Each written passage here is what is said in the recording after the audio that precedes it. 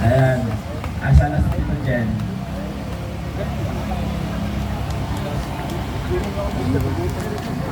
Surprise po ito, hindi niya alam na pagsasalitain ko po siya.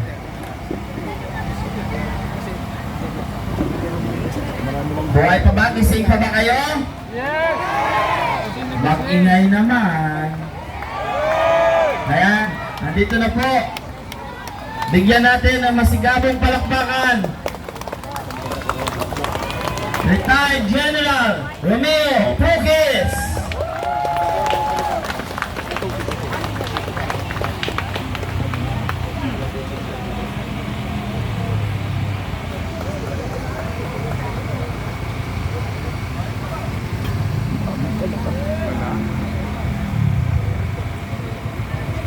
Baka masundan naman si Dishon. Ang dami ng kaso. Kaya nga, limitado na salita eh. Magandang hapon sa inyo lahat, mga kababayan. Araw po ng kalayaan natin ngayon. Totoo po ba kung sadyang malaya tayo? Maligaya ba? Masaya ang ating kalayaan? Hindi!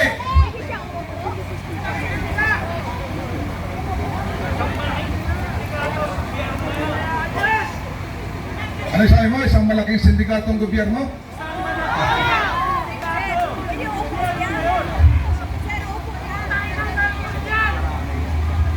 Mga kababayan, matagal ng panahon, noong Hunyo 12, sa araw na ito, 1898, 127 years ago, ang ating mga ninuno, itinayo ang bandila ng Pilipinas diyan sa Kawit, Cavite.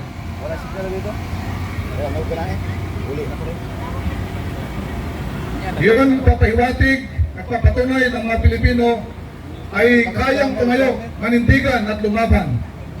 Pinakita nila na tayo ay may alayaan. Pero ang masakit na katotohanan, 127 years ago, tayo ay, totoo yung sinabi nyo, hindi tayong tunay na malaya. Napalis natin ang mga dayuhan. Pinalis natin ang mga Hapon, mga Amerikano, mga Kastila. Pero merong naiwan mga taong nandito sa ating bayan. Hindi sila dumating dito sa atin sakay ng mga barkong pandigma. Hindi sila nagsasalita ng wikang banyaga. Sila ay mga kapwa nating Pilipino. Nagsasalita ng Pilipino. Sila ang mga tawag dito, nangungupkob sa atin, nagpapahirap sa atin. Okay? Ang mga taong ito ay Pilipino na katulad natin. Sila ay naka-offer sa mga opisina ng gobyerno. Sila ay nasa Kongreso. Sila ay mga taong dapat ay maglingkod sa atin, pero sa halip tayo ay ninanakaw at ninalapastangan. Habang marami sa atin naghihirap na halos hindi makakain maghapon, hirap na hirap, mga magsasaka, mga gawa, kung ano pa, sila ay nagpasasa sa kanilang mga ninakaw na pera sa ating bayan. Hindi ito ang kalayaan na pinaglaban ni Jose Rizal. Hindi ito ang kalayaan na pinangarap ng ating bayaning si Andres Bonifacio. At hindi ito ang kalayaan na nagtubo ating mga ninuno, mga bayani. Kaya mga kababayan, panahon ang nangyayaring pandarambang sa ating bayan para tayo tunay na maging malaya. Mga kababayan, tayo ay merong kalayaan para ipahayag yung ating nangagdaming. Tayo magsama-sama para tapusin natin itong kalukuhan ng ating mga babayan ito nagpapasasa sa atin. Marami sila, nandiyan lang sila. Panahon na para tayo ay magsama-sama at panagutin sila, isoli ang mga dapat nating, ang dapat nilang, ang mga ninakaw nilang mga pera sa taong bayan. Ang kalayaan para ito'y ganap at tunay, dapat manumbalik ang katapatan at katinuan dito sa ating gobyerno, sa ating bayan. Hindi patuloy tayong tunay na malaya dahil sa mga taong ito nanamantala palagi sa atin. Kaya tayo magtulong-tulong mga kababayan para sa ikapabuti ng ating bayan. Kapag sama-sama tayo, wala makakapigil sa atin, walang kapangyarihan makapigil sa atin. At sa huli, may sasabi natin sa mga susunod na henerasyon sa atin, kung tatanong ginawa natin, sasabihin natin, tayo ay nanandigan, tayo ay lumaban sa kamututan na nangyayari sa ating bayan, at dahil mahal naman na ating bayan, tayo ay sama-sama. Ang kalayaan ay hindi lamang alaala ng nakaraan. Ito ay ipinaglalaban sa kasalukuyan at pinapangarap sa kinabukasan sa hinaharap. Mga kabayan, kung ako minsan ay bilang retiradong sundalo, napakasakit para sa akin. Kung mag-isa naman ako, inaalala ko yung ating nangyayari sa ating bayan. Hindi itong bayan na pinangarap ko, hindi yung bayan na inaasahan ng mga mamamayan.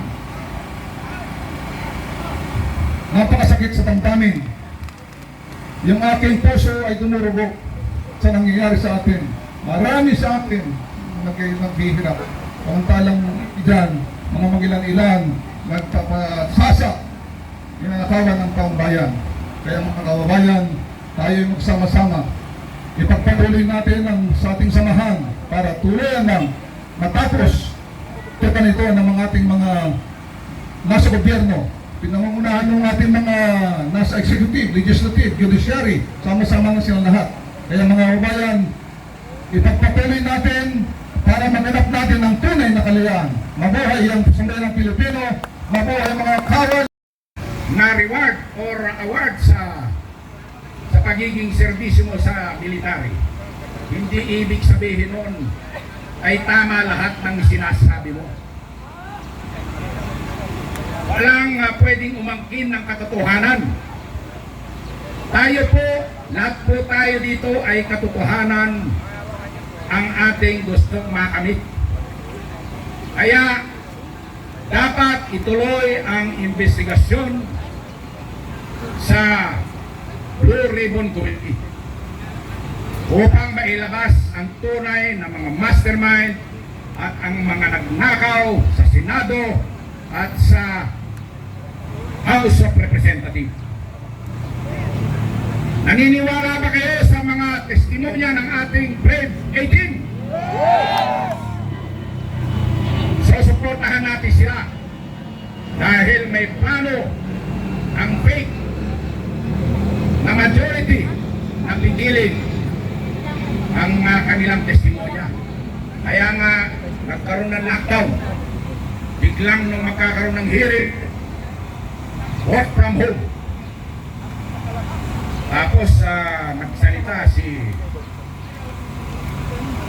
Senator Gatchalian, magkakaroon daw ng impeachment hearing sila, no? Sa 18, ewan ko kung matutuloy yun. Itong fake majority. So, pero ang duda ko, maaaring humarap lang si VP Sara sa tunay na Senate majority. Sa tunay na Senate. Hindi, kung ako, hindi ako haharap sa fake na hearing. Harap. Dahil kasasara lang itong Strait of Hormuz, nagkaroon na naman ng rason itong mga kartel na to para itaas na naman ang presyo ng langis. Kakayanin pa ba natin? Hindi na! Yung mga nanonood ngayon, okay pa ba sa inyo? Hindi! Kung tayo, mga nandito, kaya nating tiisin. Pero ako, personally, yung kinabukasan ng mga anak natin at yung mga apo natin, lalong-lalo na yung mga apo natin, ganyang edad nila, may utang na sila.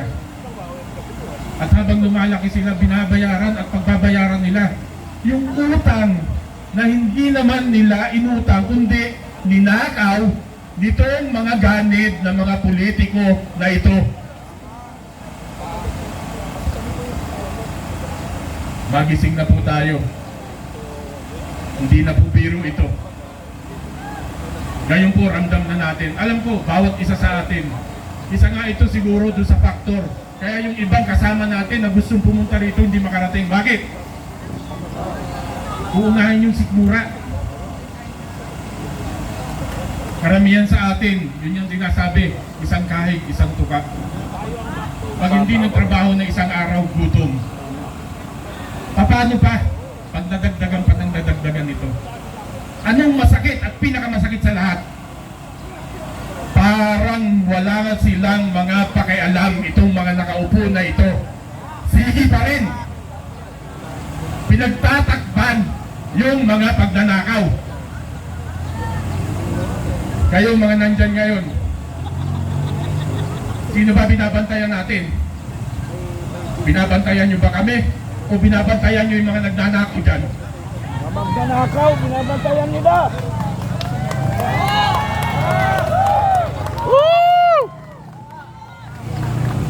Alam ko, karamihan sa inyo, yung iba sa inyo dyan, nakasama ko. Maaaring naging kaklase ko pa kung nasa serbisyo ako. Tanong ko lang sa inyo, yung lagi nating naririnig, lalo na dito sa isang mataas na opisyal sa military, ang sabi niya, hindi kami bingi, hindi kami bulag, nakikita namin yung nangyayari. Tama? Tama! Nakikita niya. Ang tanong, yung konsensya mo, gumagana ba? O manhid ka na? Nakikita nila yung balita.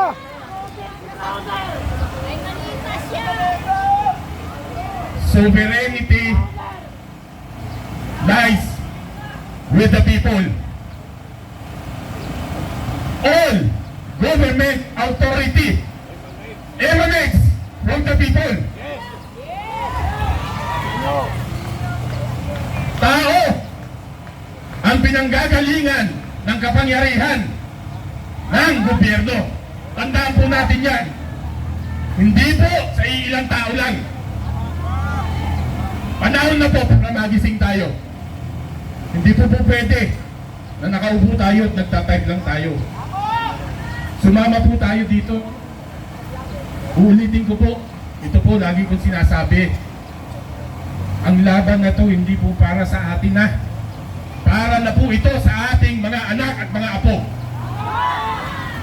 Kung hindi nyo po pinapahalagahan ang kinabukasan ng ating mga anak at mga apo, sige, manatili kayo dyan sa inyong mga bahay.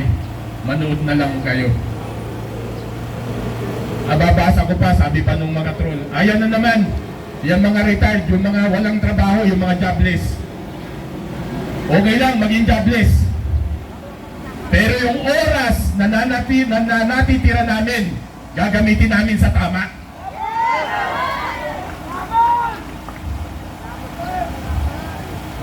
Muli po,